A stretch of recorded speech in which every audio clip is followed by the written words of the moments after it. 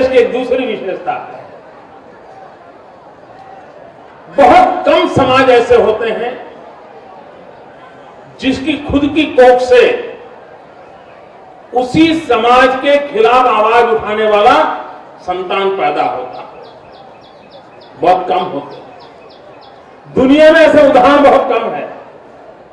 एकमात्र विश्व में हिंदू समाज ऐसा है कि जिसने खुद ने ही ऐसे अपने संतानों को जन्म दिया जिन संतानों ने खुद ने हिंदू समाज की बुराइयों के खिलाफ लड़ाई लड़ी।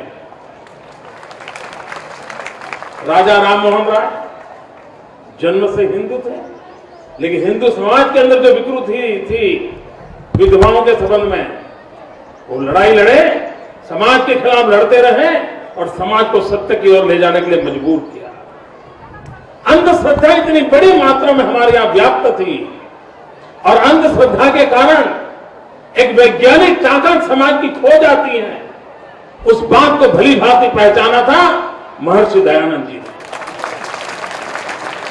और वही तो शिवरात्रि का फल था, वही तो शिवलिंग था, वही चूहों की कथा थी जिसने एक बोध किया, एक ज्ञान किया और उसी दिन से निकल पड़े थे महर्षि जी।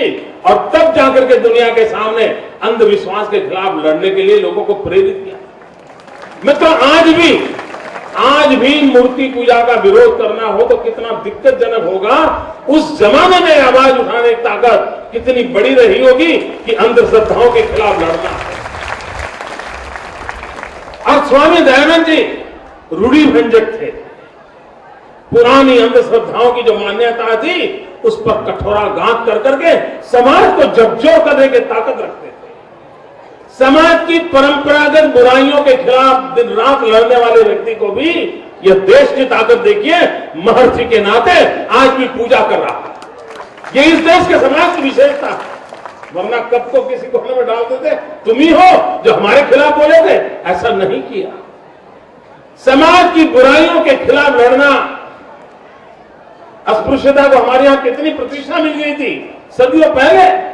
यही तो नरसिंह मेहता थे, यही तो महात्मा गांधी थे जिन्होंने लोगों को कान पकड़ करके कहा ये गलत रास्ता है, ये मानवता के विरोध है, ये अस्पृश्यता को त्याग करना होगा। उसी मिट्टी में से पैदा हुए। ये हमारे देश की विशेषता है। और उस अर्थ में महर्षि जी का समाज को अंधश्रद्धा से मुक्त करना, वैज्ञानिकता के आधार पर समाज को तैयार करना, तर्क और बुद्धि के सहारे पर ऊंचाइयों को प्राप्त करने के लिए प्रेरित करना, ये बहुत बड़ा काम महर्षि जी के माध्यम से हुआ था। और उसी के कारण, और मित्रों, इतने साल हो गए, आज भी दुनिया के अनेक स्थानों पर आर्य समाज की प्रवृत्ति चल रही है।